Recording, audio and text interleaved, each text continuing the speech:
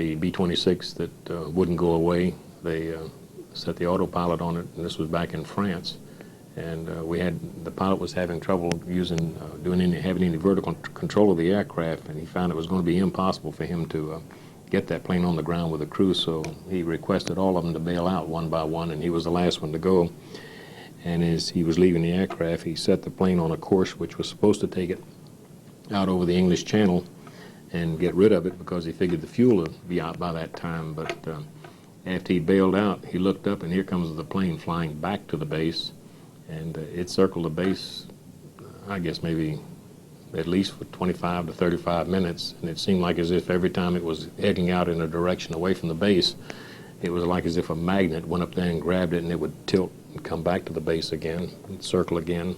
And every time it circled, it dropped lower and lower.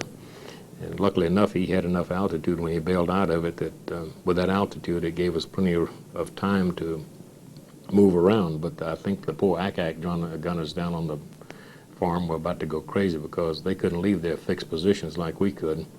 And the plane, when it finally went into a power dive, it just went into a real tight spiral and came right straight in and hit on the base, and didn't hit anything or anybody.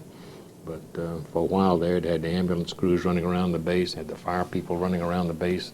Poor ACAC gunners are running from place to place trying to figure out whether or not the plane was going to land on them.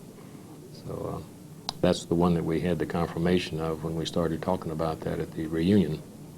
And it seems like at some point in your life that you look back on things of this type and feel as if it may have been a dream.